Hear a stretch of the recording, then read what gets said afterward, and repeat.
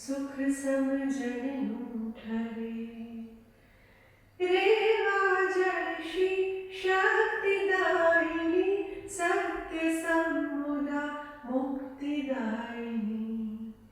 વિશ્વ વિહારજ કરે શીલ સત્વ સંભરે ગુર્જરી વિશ્વરૂપ નિર્ભરે ગુર્જરી વિશ્વરૂપ નિર્ભરે ગુર્જરી વિશ્વરૂપ નિર્ભરે.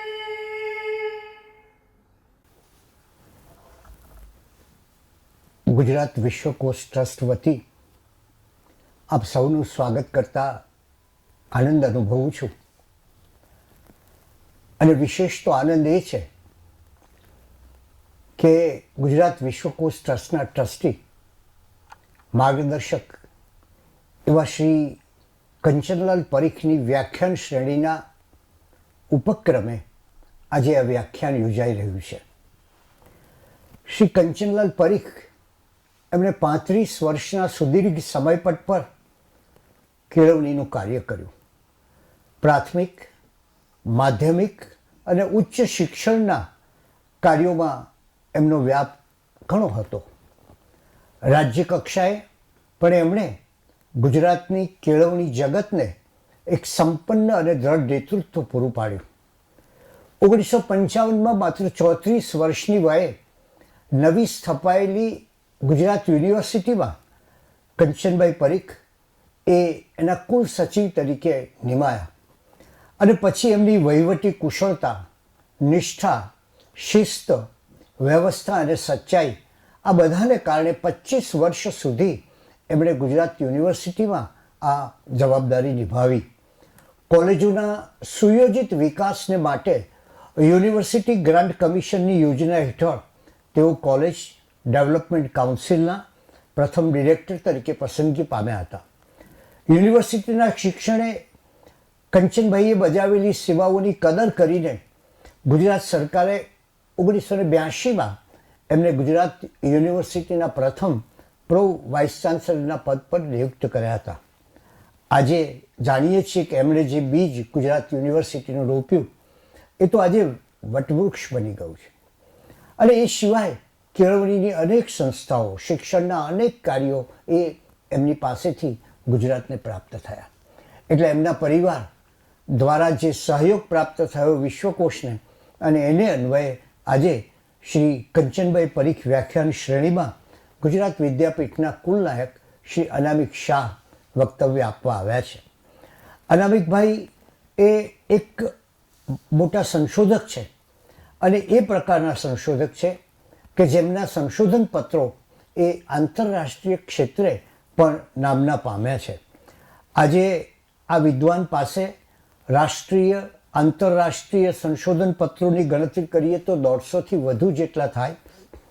20 કરોડથી વધુ સંશોધન, 20 કરોડ જેટલાથી વધુ, 20 કરોડના 10 જેટલા સંશોધનો એ એમણે પ્રોજેક્ટ મેળવ્યા છે અને પૂર્ણ કરી બતાવ્યા છે. આવી જ રીતે 33 વર્ષનો એમનો શૈક્ષણિક અનુભવ છે અને ગયા મહિને જ આપણે એમના પ્રવચન સમયે વાત કરી હતી કે આ એક એવું વ્યક્તિત્વ છે કે જેણે સતત નવા સંશોધનો કરીને ગુજરાતને એક નવી દિશા આપી છે. એમણે 60 વિદ્યાર્થીઓને ટીબી, કેન્સર, ક્ષય અને અન્ય ઔષધીય ગુણધર્મો ધરાવતા રસાયણો પર પીએચડીમાં માર્ગદર્શન આપ્યું છે. તો national facility for drug discovery centre અને સેન્ટર ફોર એક્સેલન્સની નાણાં સહાયથી 13 કરોડ રૂપિયાના ખર્ચે એની સ્થાપના કરી અને આજે પણ એનો કાર્યભાર સંભાળે છે. માત્ર ગયા જ મહિને શ્રી કંચનલાલ પરીખ વ્યાખ્યાન માળામાં એમણે નવી શિક્ષણ નીતિમાં માતૃભાષાના શિક્ષણના વિશે બહુ જ માર્મિક વાતો કરી હતી. અને ત્યારે અમને એમ થયું કે આ કંચનલાલ પરીખની સ્મૃતિમાં કે જેમણે પ્રાથમિક, માધ્યમિક અને ઉચ્ચ શિક્ષણ એ ત્રણેય ક્ષેત્રોમાં કામ કર્યું છે, એટલે એમ થયું અમને કે ઉચ્ચ શિક્ષણના ક્ષેત્રમાં આ નવી શિક્ષણ નીતિ વિશે વાત કરે તો અમને સૌને એક નવું વિચાર ભાથું પ્રાપ્ત થાય. કંચનભાઈને આપેલી એક અંજલિ પણ ગણાય અને ગુજરાતના સમગ્ર કેળવણી જગતને આ નવી ઉચ્ચ શિક્ષણના સંદર્ભમાં નવી શિક્ષણ નીતિ 2020 એ કયા પ્રકારની છે એનો ખ્યાલ આવે અને એને માટે આજે શ્રી અનામિકભાઈ આપણી વચ્ચે આવ્યા છે. એમનો હું વિશ્વકોશ વતી ખૂબ આભાર માનું છું. અમારા એક અંગત સ્વજન છે અને હંમેશા ગુજરાત વિશ્વકોશ અને ગુજરાત વિદ્યાપીઠ એ બંને જાણે બે સખા હોય, બે મિત્રો હોય એ રીતે આજ સુધી કામ કરતા રહ્યા છે. પરસ્પરને ખૂબ સહયોગ આપ્યો છે અને એ બદલ અનામિકભાઈનો અને ગુજરાત વિદ્યાપીઠનો પણ આભારી છું. અને આજે અનામિકભાઈ પાસેથી ઉચ્ચ શિક્ષણના સંદર્ભમાં નવી શિક્ષણ નીતિ વિશે વ્યાખ્યાન સાંભળીએ.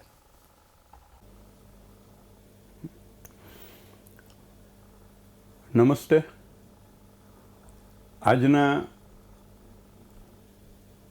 આપણી ચર્ચામાં રાષ્ટ્રીય શિક્ષણ નીતિ અને રાષ્ટ્રીય શિક્ષણ નીતિમાં ખાસ કરીને ઉચ્ચ શિક્ષણ અંગે મુસદ્દામાં જે વાત કહેવાયેલી છે તેને અંગેની થોડીક ચર્ચા અહીં કરીશું. ગત વ્યાખ્યાનમાં પ્રાથમિક શિક્ષણ, માધ્યમિક શિક્ષણ અને શિક્ષણનું શિક્ષણ એને ધ્યાનમાં રાખી અને થોડીક ચર્ચાઓ થઈ હતી. આજે ઉચ્ચ શિક્ષણની ચર્ચા શરૂ કરતા પહેલાં યુનિવર્સિટી ગ્રાન્ટ કમિશન દ્વારા જે 2019નો અહેવાલ છે તેમાં જે કેટલીક સંખ્યા આપવામાં આવી છે તે આપણને ભારતમાં ઉચ્ચ શિક્ષણનું સ્વરૂપ સમજવામાં ઉપયોગી થશે. માર્ચ 2019ની સ્થિતિએ આપણી પાસે 911 યુનિવર્સિટીઓ છે, જેમાં 51 કેન્દ્રીય વિશ્વવિદ્યાલયો, 397 રાજ્ય અનુદાનિત પબ્લિક યુનિવર્સિટીઓ, સ્ટેટ પબ્લિક યુનિવર્સિટીઓ, 334 જેટલી સ્ટેટ પ્રાઇવેટ યુનિવર્સિટીઓ અને 126 જેટલી ડીમ ટુ બી યુનિવર્સિટીઓ અને કેટલીક વિશિષ્ટ સંસ્થાનો, એમ થઈને 311 યુનિવર્સિટીઓ થાય છે. કોલેજોની સંખ્યા ગણીએ તો કુલ કોલેજો 2018-19માં 41,935 કોલેજો, જેમાંથી એફિલિએટેડ પ્રકારની 38,700ની ઉપરની સંખ્યામાં, કોન્સ્ટિટ્યુઅન્ટ કોલેજો જેને કહેવામાં આવે તે લગભગ 1700, પીજી અને ઓફ કેમ્પસ સુવિધાઓ 183 જેટલી અને માન્ય કેન્દ્રો છે એ લગભગ 1200 જેટલા ઉપલબ્ધ છે. તો આ આપણું આખું ઉચ્ચ શિક્ષણનું જે માળખું છે અને માળખાગત સુવિધાઓ છે અને આપણા દેશના જે બધા જ જિલ્લાઓ છે એ જિલ્લાઓની વચ્ચે આ સ્નાતક કક્ષાની, અનુસ્નાતક, પીએચડી અને ઉચ્ચ શિક્ષણ આપનારી, વિશિષ્ટ પ્રકારનું ઉચ્ચ શિક્ષણ આપનારી અનેકવિધ સંસ્થાઓ છે એ આપણી વચ્ચે છે. આમાં આઈઆઈટીઓ પણ છે, આઈઆઈએમ પણ છે, ટેકનોલોજી, ફાર્મસી અને બીજી ટેકનિકલ શિક્ષણ સંસ્થાઓનો પણ સમાવેશ થાય છે. કુલ અધ્યાપકોની સંખ્યા આશરે 15 લાખ જેટલી છે, જેમાં 58% અધ્યાપકો છે એ પુરુષો છે અને 42% જેટલા અધ્યાપકો છે એ બહેનો છે. અને જો એનાથી આગળના વર્ષનો વિગત લેવામાં આવે તો 2018માં આપણે ત્યાં 65 લાખ જેટલા સ્નાતકો બહાર પડ્યા આખા દેશમાંથી, 15 લાખ જેટલા અનુસ્નાતક બહાર પડ્યા અને 40,000 જેટલા પીએચડી બહાર પડ્યા, જેમાં 10,000 પીએચડી છે એ વિજ્ઞાનની વિદ્યા શાખાઓના હતા અને 7,000 છે એ ટેકનોલોજીની શાખાઓમાંથી પીએચડી થયા, 25,000 જેટલા એમફિલ. તો આ એક આંકડાઓ છે એ આપણી ઉચ્ચ શિક્ષણની વ્યવસ્થા સમજવા માટે છે. હવે ઉચ્ચ શિક્ષણના જે પ્રશ્નો છે એ જુદા જુદા કમિશનો દ્વારા અને જુદા જુદા રાષ્ટ્રીય પંચો દ્વારા પછી 1986 હોય 1992માં એક અહેવાલ બહાર પડ્યો હતો. એ બધા જ અહેવાલોને મૂકી અને હાલના જે કંઈ પ્રશ્નો છે તેને માટે પ્રવર્તમાન ઉચ્ચ શિક્ષણની મહત્ત્વની ખામીઓ દર્શાવવામાં આવી છે. જે ખામીઓ આ દસ્તાવેજમાં રાષ્ટ્રીય નીતિમાં નિર્દિષ્ટ કરવામાં આવી છે અને કઈ સમસ્યાઓ છે તેનું જો એની એક વિગત જોઈએ તો એમ કહેવામાં આવ્યું છે કે આ એક ખંડિત શિક્ષણ છે, વધુ પડતું વિભાજિત છે, એટલે કે વધુ પડતું સ્પેશિયલાઇઝેશન કરવામાં આવ્યું છે.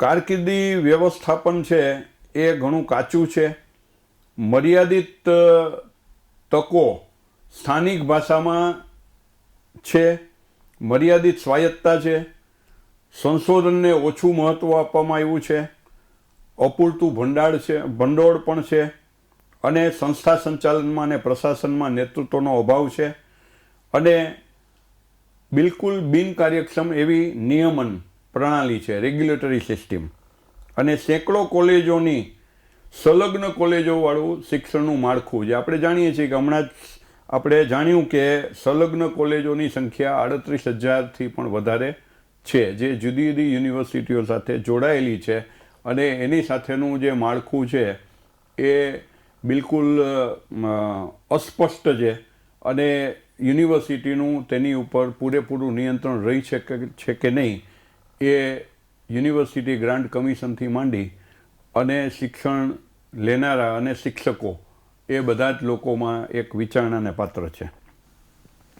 આ પડકારોની સામે ટકવા માટે આવતા દિવસોમાં નિશ્ચિત સમય મર્યાદા અને લક્ષ્યાંકો સાથે મહત્ત્વના ફેરફારો નિર્દિષ્ટ કરવામાં આવ્યા છે અને તેની જો આપણે કંઈક યાદી જોઈએ તો એ આ પ્રકારની છે કે માત્ર એક જ નિયંત્રણકારી સત્તા રહેશે, બધાની ઉપર એક જ નિયંત્રણકારી સંસ્થા રહેશે. અત્યારે નિયંત્રણકારી જે સત્તા છે એ ઘણા બધામાં વિભાજિત થઈ ગઈ છે એવું નીતિના ઘડવૈયાઓનું માનવું છે. એ યોગ્ય છે કે અયોગ્ય છે એ એક અલગ પ્રશ્ન છે. એટલે કહેવામાં આવ્યું કે લાઇટ બટ ટાઇટ એવી નિયમનકારી સત્તા રહેશે. બીજો જે મુદ્દો મહત્ત્વનો મૂકવામાં આવ્યો છે તે મલ્ટીડિસિપ્લિનરી વિશ્વવિદ્યાલયો સ્થાપવા માટેનો છે કે જ્યાં એક કે બે વિષયવાળા જ કોલેજો હોય અથવા તો યુનિવર્સિટીઓ ચાલતી હોય તેને કોઈ પણ સંજોગોમાં બહુવિદ્યાશાખીય વિદ્યાલયોમાં પરિવર્તિત થવાનું જ રહેશે એવું નીતિમાં ભાર બહુ જ વધારે પ્રમાણમાં મૂકવામાં આવ્યો છે.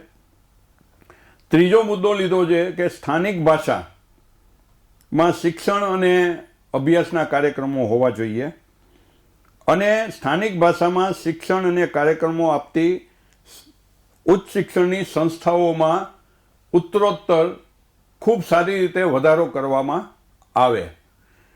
અધ્યાપકો અને સંસ્થા એને વધુ સ્વાયત્તતા આપવામાં આવે.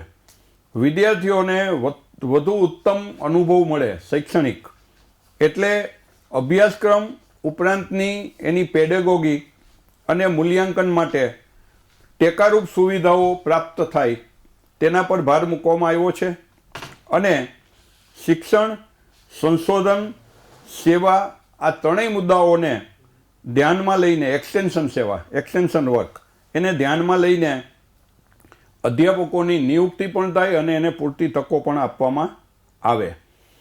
ઉત્કૃષ્ટ જાહેર શિક્ષણની પહોંચ વધે તે પહોંચ વધારવા માટે વધુ ઇન્ક્લુઝન માટે, સમાવેશ માટે, સમાવેશીપણું શિક્ષણમાં ઉચ્ચ શિક્ષણમાં આવે તેને માટે અને ક્ષમતા એને ધ્યાનમાં રાખી અને વધુ પ્રમાણમાં સખાવતી અને ખાનગી ફેલોશિપ એટલે કે સ્કોલરશીપ આપવાની અને એને મહત્ત્વ આપવાનો ઉલ્લેખ કરવામાં આવ્યો છે.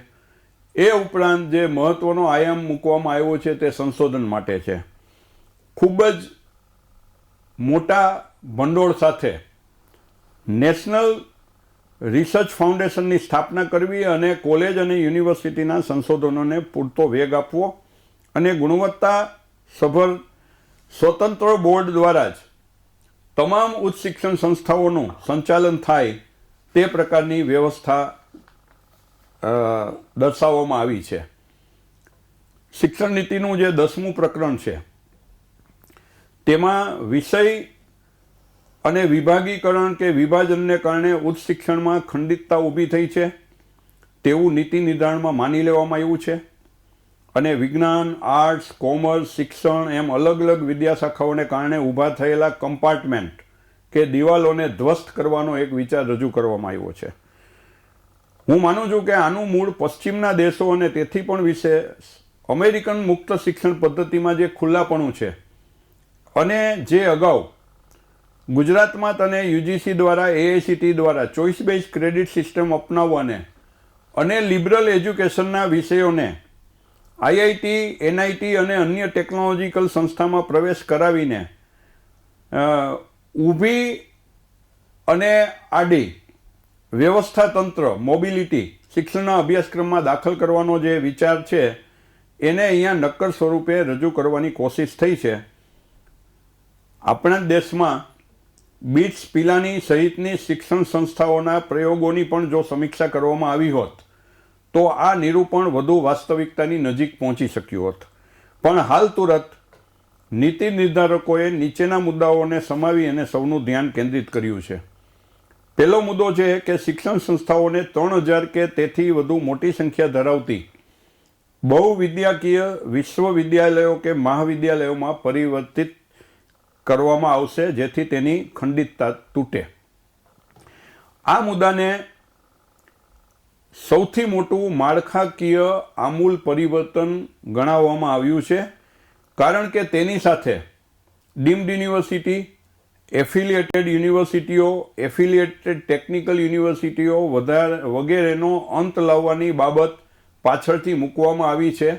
એટલે માત્ર એક જ પ્રકારના વિશ્વવિદ્યાલયો આગામી દિવસોમાં રહેશે અને તેની સાથે સાથે સ્નાતક કક્ષાની શિક્ષણ આપતી ઉચ્ચ શિક્ષણ સંસ્થાનો નવા અભિગમમાં સ્વાયત્ત ડિગ્રી આપતી કોલેજ એટલે કે ઓટોનોમસ કોલેજ સ્વરૂપમાં પ્રણાલીગત યુનિવર્સિટી કરતાં નાના કદની સંસ્થા તરીકે વિકસાવવાની રહેશે.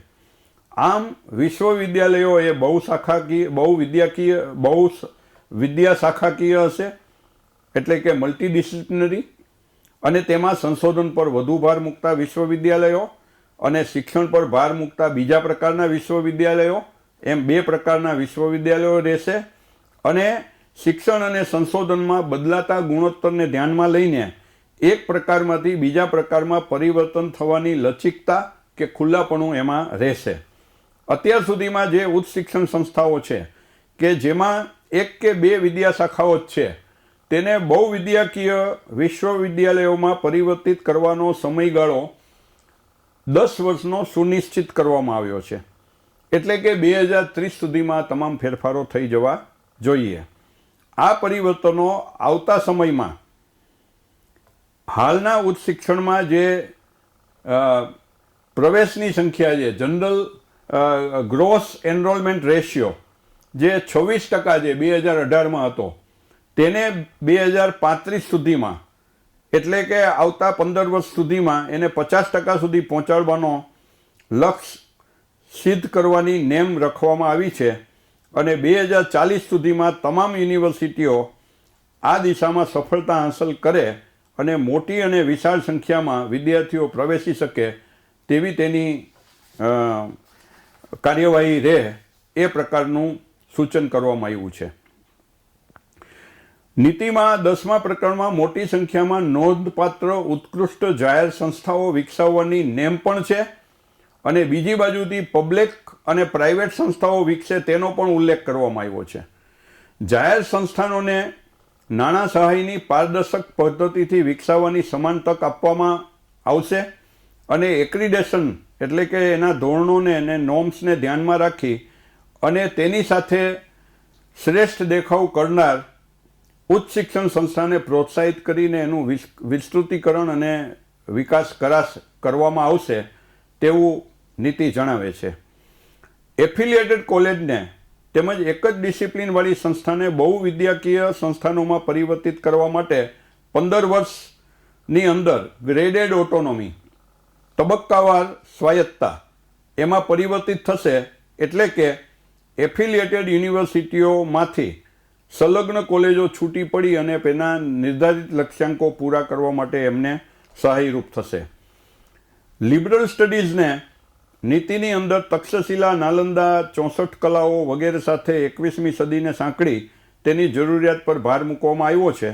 સામાજિક નૈતિક શિક્ષણની સામેલગીરી, સર્વાંગીણ વિકાસના તમામ આયામો ઉપરાંત વિજ્ઞાન, ટેકનોલોજી, મેથેમેટિક્સને એટલે કે સ્ટેમને સાથે રાખી અને હ્યુમિનિટીઝના અને ભાષાને જોડવાની જરૂરિયાતો પર પણ ભાર મૂકવામાં આવ્યો છે. નીતિના 11મા પ્રકરણમાં સ્નાતક કાર્યક્રમોમાં જે મહત્ત્વના ફેરફારો સૂચવવામાં આવ્યા છે તેને જો લક્ષમાં લેવામાં આવે તો 3 કે 4 વર્ષની સ્નાતક ડિગ્રીમાં વચ્ચેથી શિક્ષણ જરૂરિયાત પ્રમાણે છોડવાની સુવિધા રહેશે. એટલે પ્રથમના વર્ષાંતે સર્ટિફિકેટ, 2 વર્ષ પછી ડિપ્લોમા, 3 વર્ષ પછી સ્નાતક અથવા તો બેચલર અને 4 વર્ષે પૂર્ણ સ્નાતક ડિગ્રી વિથ રિસર્ચ આવું આપવાની સુવિધા કરવામાં આવી છે. એટલે કે કનેક્ટ, ડિસકનેક્ટ અને રીકનેક્ટ આની એક પ્રબંધ છે એ પહેલી જ વાર કરવામાં આવ્યો છે. ચોઇસ બેઝ ક્રેડિટ સિસ્ટમ અને બીજા જે પ્રયોગો અત્યાર સુધી આપણે ત્યાં થયા અને ખાનગી યુનિવર્સિટીઓમાં અને કેટલીક રાષ્ટ્રીય કક્ષાની સંસ્થાઓમાં આ પ્રકારના પ્રયોગો સફળતાપૂર્વક થઈ ગયા હતા. અહીંયા તેની સફળતાનો આંક છે. એનું અમલીકરણ કેવી રીતે, કોણ અને કયા તબક્કામાં કરશે, એનું આયોજન કેવી રીતના થઈ શકે એના પર નિર્ભર રહેશે. અનુસ્નાતક 2 વર્ષનો અભ્યાસક્રમ, 1 વર્ષ સંશોધન સાથે. જે બેચલર ડિગ્રીવાળા છે એમને 3 વર્ષવાળાઓ માટે પણ અનુસ્નાતકનો 2 વર્ષનો અભ્યાસક્રમ રહેશે. પણ જે લોકોએ 4 વર્ષની સ્નાતક અને રિસર્ચની ડિગ્રી લીધી છે એમને 1 જ વર્ષની અંદર અનુસ્નાતકનો અભ્યાસક્રમ કરવાની તક મળશે. એમફિલનો કાર્યક્રમ એને સદંતર બંધ કરી દેવાની ભલામણ કરવામાં આવી છે. એટલે કે આગામી દિવસોમાં એમફિલના અભ્યાસક્રમો તમામ યુનિવર્સિટીઓમાંથી બંધ થશે અને અનુસ્નાતક કક્ષાએ અથવા તો 4 વર્ષના સ્નાતક જે છે સંશોધન સાથે એ લોકોને પીએચડીની પ્રવેશ માટે યોગ્ય ગણવામાં આવશે. નીતિની અંદર નવી ઇન્સ્ટિટ્યૂટો સ્થાપવાની પણ જોગવાઈ કરવામાં આવી છે. આપણા ઉચ્ચ શિક્ષણનો પાછલા વર્ષોનો જે કેટલોક જે અનુભવ છે તેમાં સેન્ટ્રલ યુનિવર્સિટીઓ, આઈઆઈટીઓ, NIPER, IISER, national institute of technology એવી અનેકવિધ સંસ્થાઓ અને એના મોડેલો ઊભા કરવામાં આવ્યા છે અને તેનો ખૂબ સારો આપણને અનુભવ રહ્યો છે. એ બધા અનુભવની વચ્ચે હવે આ નીતિમાં પણ multidisciplinary education and research university, જેને મેરું નામ આપવામાં આવ્યું છે, MERU, એની એ નવી સ્થપાશે અને એની સંખ્યા વધારવામાં આવશે. અને જેનું ખાસ કરીને મહત્ત્વ છે એ ઇન્ક્યુબેશન, રિસર્ચ, ઇનોવેશન એને ધ્યાનમાં રાખીને લેવામાં આવશે. અભ્યાસક્રમ, શિક્ષણશાસ્ત્ર અને શિક્ષણ અધ્યાપન શાસ્ત્ર, મૂલ્યાંકનની સ્વાયત્તતા એ આખરી ડિગ્રી સુધી મળે અને એને માટેના સતત મૂલ્યાંકનના કામો થાય તે માટે દરેક ઉચ્ચ શિક્ષણ સંસ્થાઓ છે તેમણે પોતાનો ઇન્સ્ટિટ્યૂટ ડેવલપમેન્ટ પ્લાન આપવાનો રહેશે અને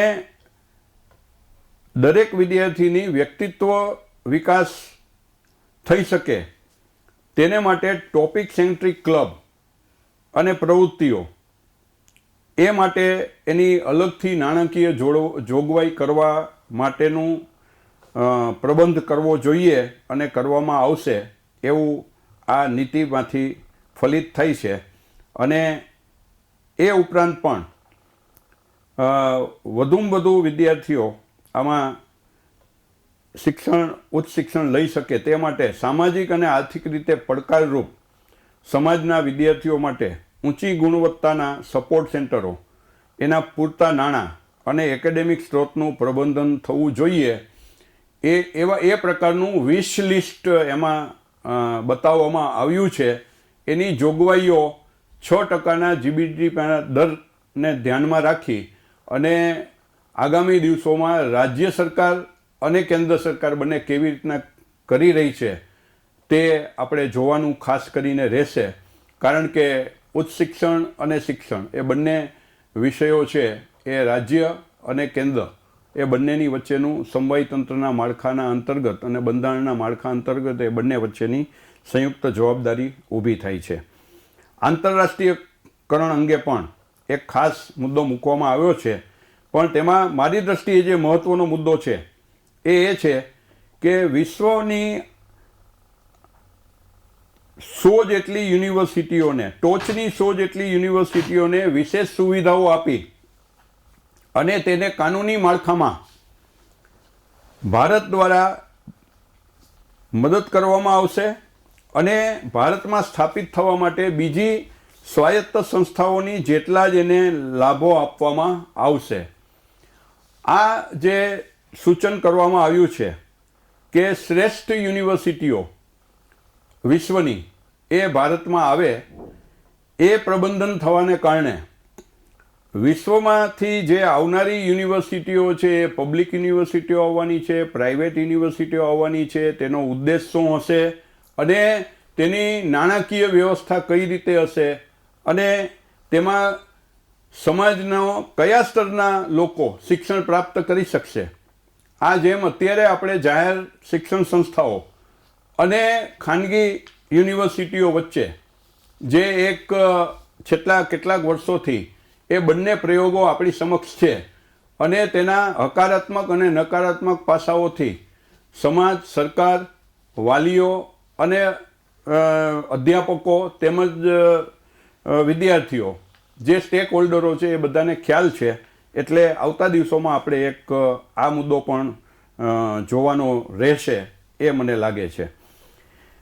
ગ્રામીણ વિદ્યાર્થીઓને છાત્રાલય સુવિધાઓ વધારવાની વાત છે અને નેશનલ સ્કોલરશિપ પોર્ટલ છે એમાં ઉચ્ચ શિક્ષણની વધુ ફ્રીશીપ અને સ્કોલરશિપ એ આપી શકાય તે માટેની વ્યવસ્થા તો વિચારવામાં આવી છે, પણ આ એટલો બધો મહત્ત્વનો મુદ્દો છે કે જેને આપણે એફોર્ડેબલ એજ્યુકેશન ને સાથે સાંકળવામાં આવે છે, બધાને પરવડે તેવું શિક્ષણ.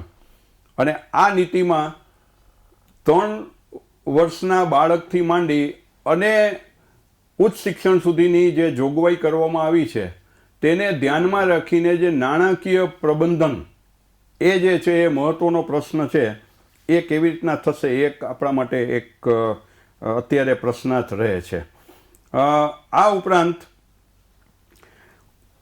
ઉચ્ચ શિક્ષણ સંસ્થાઓને સુધારવા માટે એના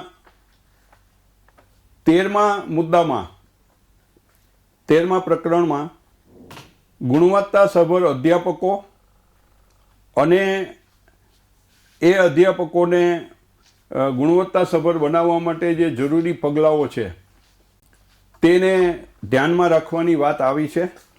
અને તેમાં કેમ્પસ, ક્લાસરૂમો, શિક્ષક અને વિદ્યાર્થીના ગુણોત્તર, શિક્ષકોનો વિદ્યાર્થી સાથેનો સંપર્ક, સંશોધન અને અન્ય પ્રવૃત્તિ માટે પર્યાપ્ત સમય, ફેકલ્ટીઓને સ્વાયત્તતા, બઢતી અને એના માટેનું માળખું અને હાલની રિક્રુટમેન્ટ અને ભરતીની પ્રક્રિયા યથાવત રાખી અને ટેન્યોર ટ્રેક એવી નવી પદ્ધતિ અમલમાં આવે તેવું સૂચન કરવામાં આવ્યું છે.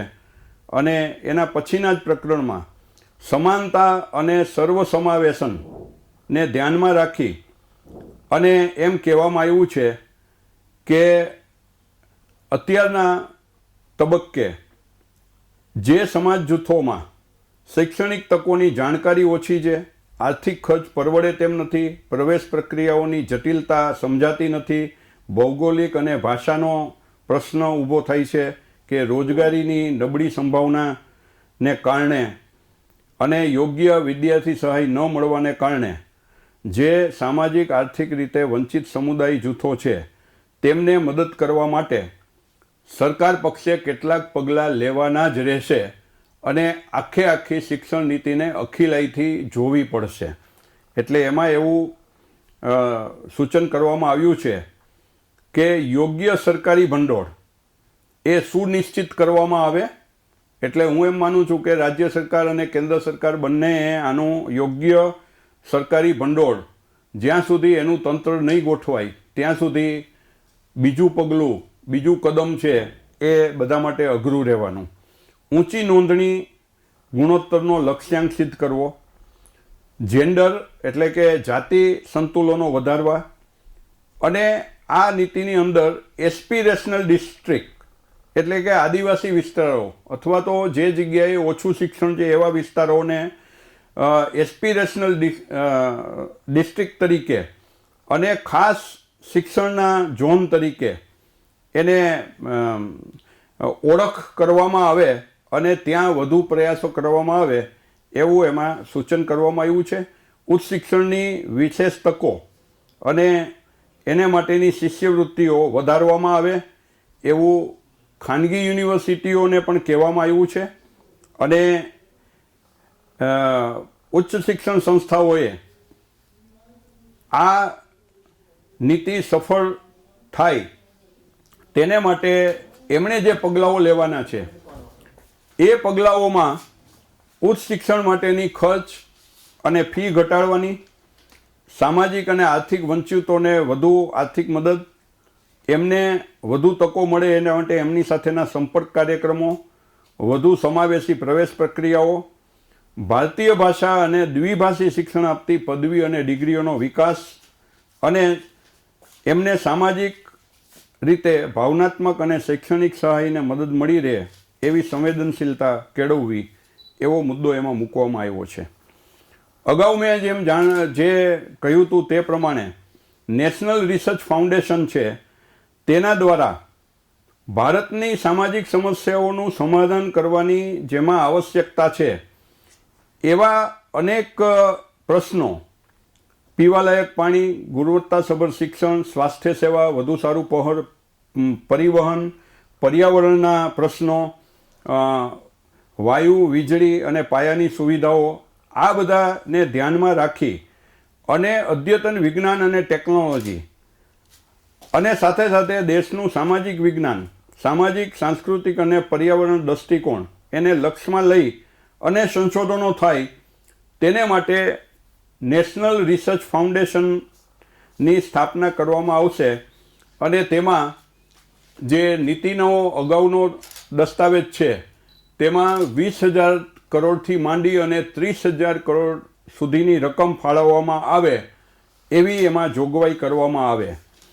જ્યારે 30,000 કરોડ રૂપિયાનું ભંડોળ એક જ સંસ્થાનને આપવામાં આવે ત્યારે અત્યારની જે વિકેન્દ્રિત વ્યવસ્થા છે સંશોધન ભંડોળ આપવા માટેની, પછી એ યુનિવર્સિટી ગ્રાન્ટ કમિશન હોય કે DST હોય કે CSIR હોય કે ડિપાર્ટમેન્ટ ઓફ બાયોટેકનોલોજી હોય કે જુદી જુદી કાઉન્સિલો છે, Indian council of historical research છે, સોશિયલ રિસર્ચ છે, Indian council of agriculture research છે, Indian council of medical research છે, આ બધા દ્વારા અને ઇસરો અને એટમિક એનર્જી આના દ્વારા અનેક સંશોધન માટેના પ્રોજેક્ટોને અનુદાનિત કરવામાં આવે છે.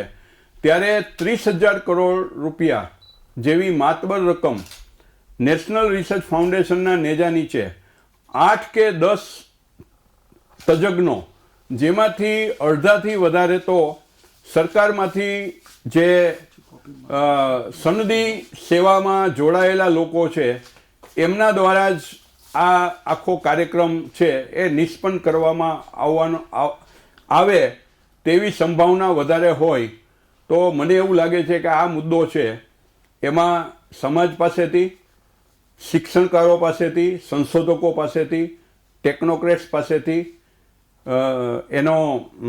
એની ફરી એકવાર એની પુનર્વિચારણા કરી અને એને એ માળખું નવેસરથી ગોઠવાય તે અત્યંત જરૂરી છે. એવો જ જે મહત્ત્વનો મુદ્દો છે એ આપણી CSIR, IIT, IIM, સેન્ટ્રલ યુનિવર્સિટીઓ, આઈસર, નાઇપર અને આપણી સંસ્થાનોમાંથી, R&D લેબમાંથી મોટી સંખ્યામાં સંશોધકો અમેરિકા, યુરોપ અને બીજા દેશોમાં ચાલ્યા જાય છે. તેને રોકવા માટેનો આપણે પ્રયાસ કંઈક કરવો જોઈએ.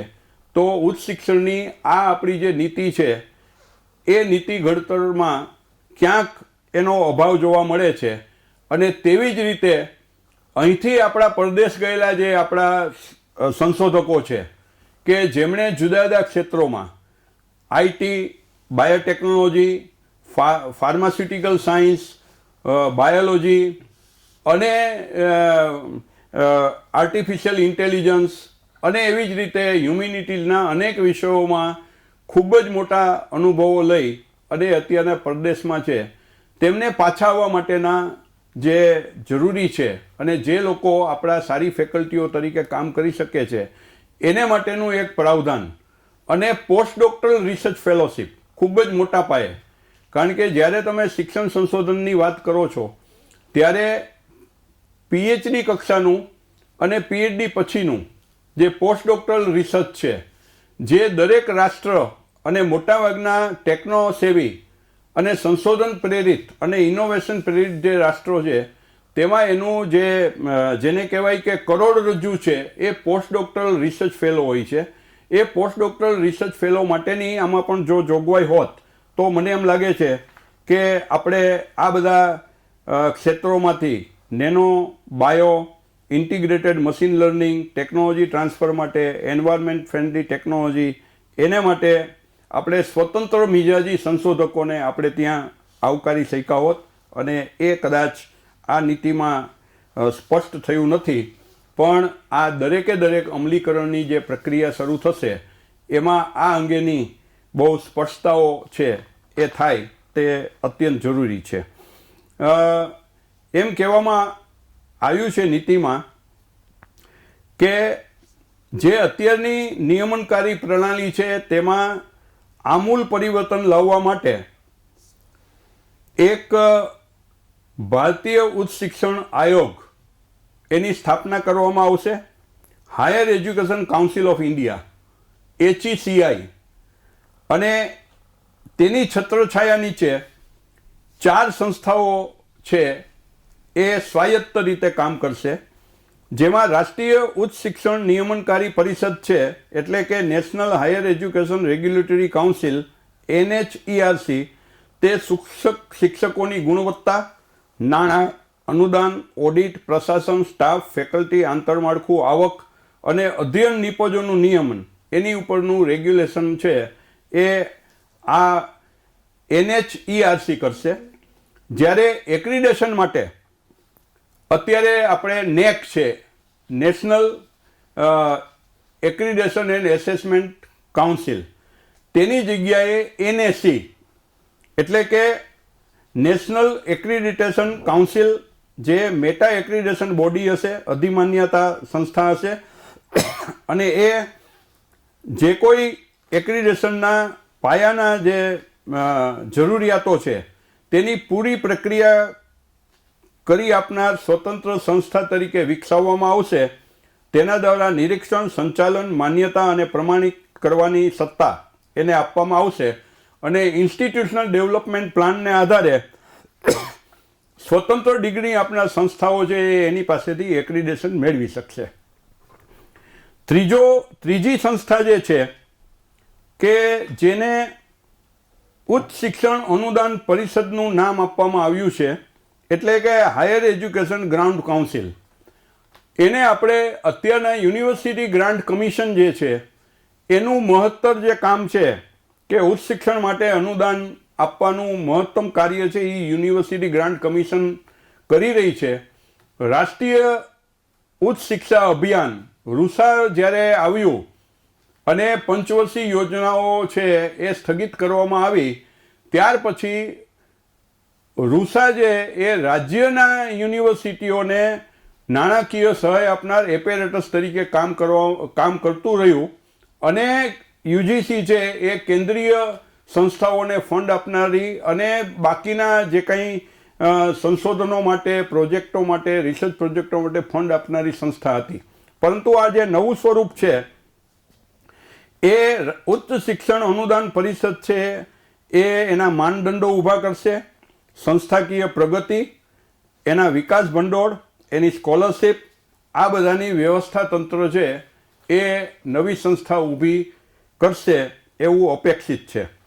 ચોથી અને છેલ્લી જે છે એને જનરલ એજ્યુકેશન કાઉન્સિલ કહેવામાં આવી છે, જે સામાન્ય શિક્ષણ પરિષદ એમ આપણે એને કહી શકીએ. અને તે નેશનલ સ્કિલ ક્વોલિફિકેશન જે ફ્રેમવર્ક છે એની સાથે સુસંગત રહીને નેશનલ એજ્યુકેશન માટેની જે અધ્યયન નિપજો છે અને એના એકેડેમિક ધોરણો છે એ રાષ્ટ્રીય ઉચ્ચ શિક્ષણના સંદર્ભમાં એનું કામ એ રહેશે અને એના દ્વારા કાર્યરત રહેશે એવું એમાં અપેક્ષિત કરવામાં આવ્યું છે. આમ જે આમૂલ પરિવર્તન એનું નિયમનકારી પ્રણાલી તરીકે કરવામાં આવ્યું છે તેને જે નવા માળખાની અંદર Indian council of agriculture research, veterinary council, national council of technical education, council of architecture, national council four vocational education, આ બધા જ જે છે એને નવા માળખામાં પ્રોફેશનલ સ્ટાન્ડર્ડ સેટિંગ બોડીઝ તરીકે માન્યતા આપી અને તેમના પ્રતિનિધિઓ છે એ જનરલ એજ્યુકેશન કાઉન્સિલમાં સભ્ય તરીકે રહેશે અને તેમના માળખાને પણ પુનરાયોજિત કરવામાં આવશે, જેથી કરીને તેઓ અભ્યાસક્રમો ઘડશે, શૈક્ષણિક ધોરણો નક્કી કરશે, શિક્ષણ સંશોધન અને વિસ્તરણનું આયોજન કરશે. 18મા પ્રકરણની અંદર જે મુદ્દો આવ્યો છે એ થોડોક વિરોધાભાસી છે અને એ હું અત્યારના તબક્કે સૌનું ધ્યાન દોરવા માગું છું. એમાં કહેવામાં આવ્યું છે કે શિક્ષણના વ્યાપારીકરણ ઉપર કાબૂ મેળવવામાં આવશે. આપણે જાણીએ છીએ કે અત્યારે આપણી 50% જેટલી યુનિવર્સિટીઓ ખાનગી શિક્ષણ સંસ્થાઓ છે. અલબત્ત દરેક શિક્ષણ સંસ્થાની જોગવાઈમાં નફો છે એનું શિક્ષણ ક્ષેત્રમાં પુનઃરોકાણ કરવાની વ્યવસ્થા છે, નાણાકીય બાબતો છે એનું જાહેર પ્રકટીકરણ કરવાનું, નોટ ફોર પ્રોફિટ એન્ટિટી તરીકે કામ કરવાનું, એવું જે કંઈ અગાઉની જે નિયમોનો છે એ નિયમોનો આમાં રાખવામાં પણ આવ્યા છે. પણ તેની સાથે સાથે એમ પણ કહેવામાં આવ્યું છે કે તમામ જાહેર એટલે કે પબ્લિક ફંડેડ અને ખાનગી એટલે કે પ્રાઇવેટલી ફંડેડ ઉચ્ચ શિક્ષણ સંસ્થાઓ છે એ સરકારની નિગાહોમાં એ બંને બરાબર ગણાશે, એની વચ્ચે કોઈ પણ જાતના ભેદભાવ નહીં થાય. હવે જ્યારે આ મુદ્દો આવે છે ત્યારે આંતરમાળખાકીય વ્યવસ્થા, અધ્યાપકોની વ્યવસ્થા, વિદ્યાર્થીઓ અનામત સાથે પ્રવેશ મેળવનારા વિદ્યાર્થીઓ, એમની ફેલોશિપ, સરકારી જે કંઈ શિષ્યવૃત્તિઓ મળે છે તે અને સંસાધનો, જાહેર સંસાધનો છે એનું રોકાણ ખાનગી સંસ્થાઓમાં કેટલું અને શૈક્ષણિક જે સરકારી સંસ્થાનો છે એમાં કેટલું, અને એ એફોર્ડેબલ શિક્ષણ આપવા માટે એને માટેનું વ્યૂહ નીતિ આગામી દિવસોમાં શું રહેશે એ એમાં કેટલીક જો સ્પષ્ટતા હોત તો મને લાગે છે કે એ વધારે એક સારી વાત એમાં થઈ શકત. નીતિમાં કહેવામાં આવ્યું છે કે ફિલેન્થ્રોપિક સંસ્થાઓને અને પ્રાઇવેટ એવી ફિલેન્થ્રોપિક સંસ્થાઓને મહત્ત્વ આપવામાં આવશે અને તેમને બહુ સ્પષ્ટ રીતે કહેવામાં આવ્યું છે કે તેમનું સામાજિક ઉત્તરદાયિત્વ એ બરાબર નિભાવી શકે તે માટે જે શૈક્ષણિક ફી લેવામાં આવશે આ બધી સંસ્થાઓમાં તેને રિઝનેબલ રિકવરી ઓફ કોસ્ટ, વાજબી પ્રમાણમાં એની રિકવરી નો મુદ્દો એમાં મૂકવામાં આવ્યો છે. એટલે મને એવું લાગે છે કે આ જે મુદ્દો છે એ શિક્ષણ સાથે સંકળાયેલા સરકાર સહિતના તમામ સ્ટેક હોલ્ડરોએ એ ફરી એકવાર વિચારવાનું અને એના વિશે થોડુંક ચિંતન કરવાની જરૂર છે. 19મા પ્રકરણમાં અસરકારક નેતૃત્વ અને પ્રશાસનની વાત છે. એમાં બોર્ડ ઓફ ગવર્નન્સ કેવું રહેશે, અને બોર્ડ ઓફ ગવર્નન્સ છે એને NHERC રેગ્યુલેટ કરશે, અને 15 વર્ષની મુદ્દતમાં આ બધી જ સંસ્થાઓ છે એમાં એમિનન્ટ એક્સપર્ટ એમના દ્વારા બોર્ડ ઓફ ગવર્નર્સમાં નિમણૂક થશે, અને તેના દ્વારા એનું નિયંત્રણ થશે. એને પૂરતું ભંડોળ, કાનૂની સુવિધા અને સ્વાયત્તતા ભણી લઈ જવાય તે માટેની સંસ્થાગત વિકાસ રૂપરેખાઓને ધ્યાનમાં લેવામાં આવશે.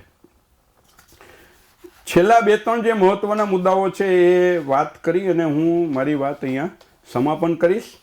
પ્રોફેશનલ એજ્યુકેશન, એમાં આ સમગ્ર નીતિની જે 160 પાનાનો દસ્તાવેજ છે તેમાં માત્ર 2 જ પાના આપવામાં આવ્યા છે, અને એ પ્રકરણમાં બહુ વધારે વિગતો આપવામાં આવી નથી. પણ એમાં એવું અપેક્ષિત રાખવામાં આવ્યું છે કે જે કોઈ પ્રોફેશનલ એજ્યુકેશન આપતી સંસ્થાઓ છે, પછી એ એગ્રીકલ્ચરની હોય, કાનૂની હોય, આરોગ્ય સંબંધી હોય, ટેકનિકલ શિક્ષણ હોય, આવી સ્ટેન્ડ એલોન સંસ્થાઓ એને સર્વાંગીણ બહુવિદ્યાકીય સંસ્થામાં પરિવર્તન કરવાનું રહેશે 2030 સુધીમાં. કેટલીક શિક્ષણ સંસ્થાઓ છે,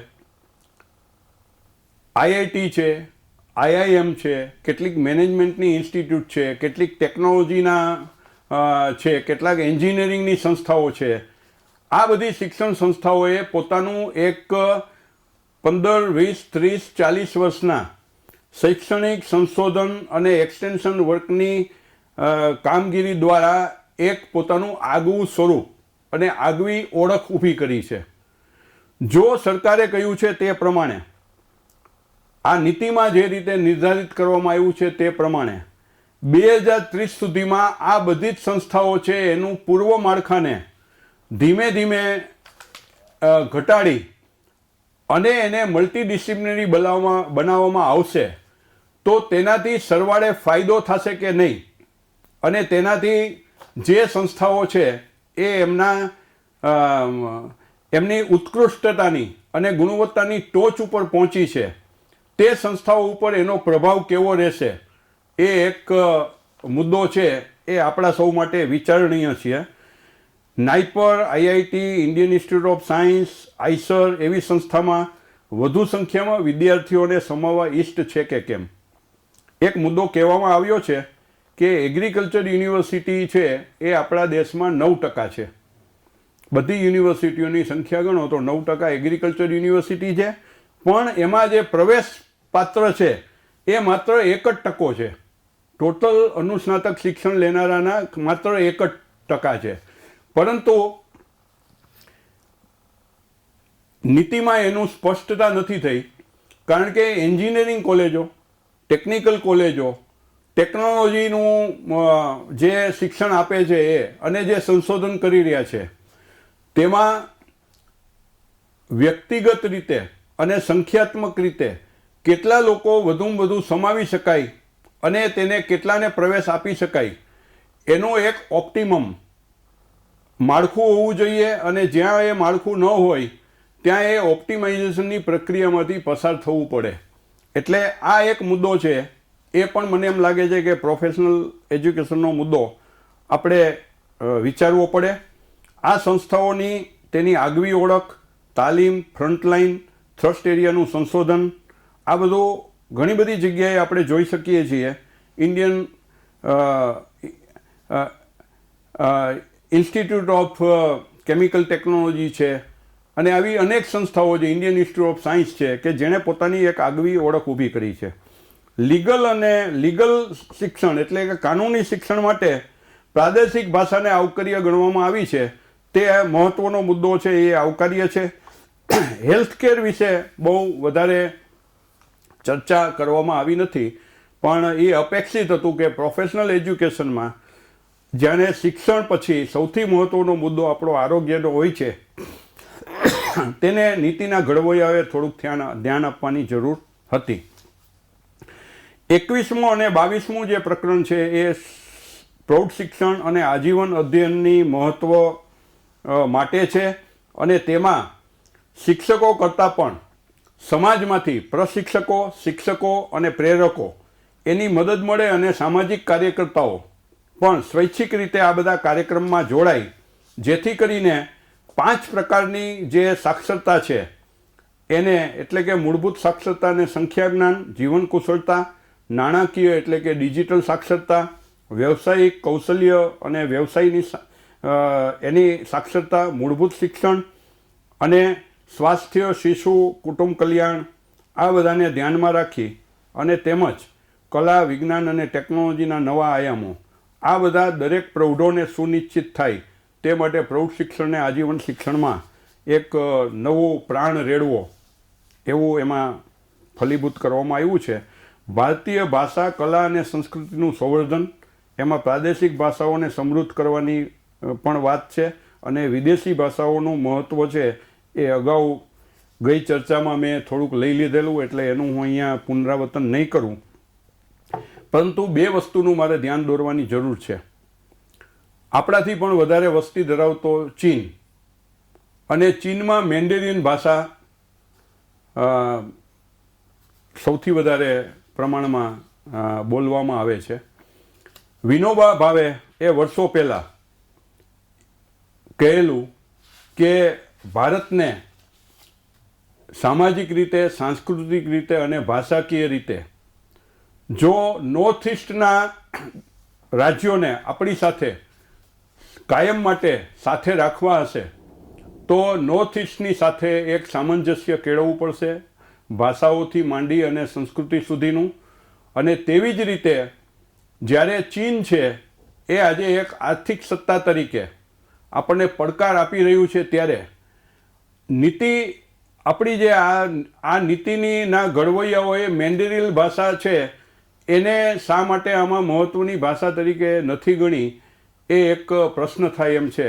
મને એવું લાગે છે કે એ ભૂલ જો થઈ હોય તો એ આપણે એમાં સુધારી અને મેન્ડેરિયન ભાષાને એક મહત્ત્વ આપી અને પડોશના રાજ્યની ભાષા છે એ આપણે શીખવી જ જોઈએ, અને આપણા ઉચ્ચ શિક્ષણમાં એને પૂરતું સ્થાન આપવું જોઈએ, જેથી આવતા દિવસોમાં ટેકનોલોજીથી માંડીને સાંસ્કૃતિક અને બીજા એવા જે કંઈ આક્રમણો આપણી પાસે, આર્થિક આક્રમણો આપણી પર થવાની સંભાવના છે, તેને ખાળવા માટે મેન્ડેરિયન ભાષાના નિષ્ણાતોની બહુ જ વિપુલ પ્રમાણમાં આપણા દેશને જરૂર પડવાની છે. અને એ વાતનો મુદ્દો અહીંયા મારે ખાસ મૂકવાનો થતો હતો. મને એમ લાગે છે કે સમય પણ થયો છે અને ઘણી બધી બાબતો આમાં ચર્ચાઈ ગઈ છે, એટલે હું એનો વિશેષ ઉલ્લેખ નહીં કરું. સર્વસામાન્ય રીતે જો છેલ્લે હું આખી આનો બધી જ વાતોનો એક નિચોડ ખૂબ જ ટૂંકમાં કહું તો 6 થી 14 વર્ષના શિક્ષણના અધિકારને સ્થાને 3 થી 18 વર્ષ સુધી લઈ જવામાં આવ્યું છે. કોલેજના 4 વર્ષમાં વિકલ્પો આપવામાં આવ્યા છે, અને એક એકેડેમિક બેંક ઊભી કરવાની અને વિષયની મોકળાશની જોગવાઈ છે. ભાષા અને માધ્યમ વિશે બહુ જ સ્પષ્ટતા થઈ છે, અને ભારતીય ભાષાઓમાં શિક્ષણ આપવાને ખૂબ જ મહત્ત્વ આપવામાં આવ્યું છે. અને મને એમ લાગે છે કે ગુજરાત રાજ્ય અને ગુજરાત રાજ્યની સરકારે પણ આની નોંધ લઈ અને એ માટેનું આપણે જે માળખું તૈયાર છે એને વધારે સુદૃઢ બનાવવાની આવશ્યકતા છે. વિદેશી યુનિવર્સિટીનું આગમન અને સ્વદેશી યુનિવર્સિટીનો બહાર જવાની એક જોગવાઈ ઊભી કરી છે. યુનિવર્સિટી ગ્રાન્ટ કમિશન અને અન્ય સંસ્થાઓનું સ્વરૂપ બદલવાની અને નામાભિધાન બદલવાની વાત છે. જીડીપીના 6%, અધ્યાપકોની ભરતી, વિદ્યાર્થીઓના પ્રવેશમાં અનામત અને એના માટેની સ્પષ્ટ જોગવાઈઓ છે. એ જાહેર અને ખાનગી સંસ્થાઓમાં કેવા સ્વરૂપની રહેશે અને એની વધારે સ્પષ્ટતા જો આમાં કરવામાં આવી હોત તો મને લાગે છે કે એ આવતા દિવસો માટે વધારે અનુકૂળતા ઊભી થશે. ઇન્ટરડિસિપ્લિનરી સંસ્થાઓ ઊભી કરવાની, 3000 જ વિદ્યાર્થીઓની મર્યાદા બાંધવાની અને રિસર્ચ યુનિવર્સિટીને, શિક્ષણ યુનિવર્સિટીને, શૈક્ષણિક યુનિવર્સિટીને રિસર્ચમાં એની લચિકતાની વાત છે. ગ્રોસ એનરોલમેન્ટ રેશિયો 15 વર્ષમાં 50% વધારવા માટેનું એક જોગવાઈ મૂકવામાં આવી છે. અને રાજ્ય સરકારો અને કેન્દ્ર સરકારને જે વ્યાપારીકરણ રોકવા માટેની જોગવાઈ કરવા માટે અને સ્પષ્ટ રીતે કહેવામાં આવ્યું છે કે કોમર્શિયલાઇઝેશન, વ્યાપારીકરણ ડામવામાં આવે તેના પગલાં લેવામાં આવશે, પણ તેને માટેની પેડેગોગી એ હજી એમાં નક્કી કરવામાં આવી શકી નથી. એટલે એ વસ્તુ છે એ જ્યારે 4 સંસ્થાઓ અને એની ઉપરની નિયંત્રણકારી જે મુખ્ય સંસ્થા છે એ જ્યારે આપણને એના ડોક્યુમેન્ટ્સ અને એના દસ્તાવેજ આવતા દિવસોમાં મળશે ત્યારે જ આ બાકીની બધી જ સ્પષ્ટતાઓ વધારે સારી રીતે થઈ શકશે. તો આ કેટલાક મુદ્દાઓ મારે અહીં આપ સૌની સમક્ષ રજૂ કરવાના હતા. તે મેં નવી એટલે કે રાષ્ટ્રીય શિક્ષણ નીતિના સંદર્ભમાં મૂક્યા છે.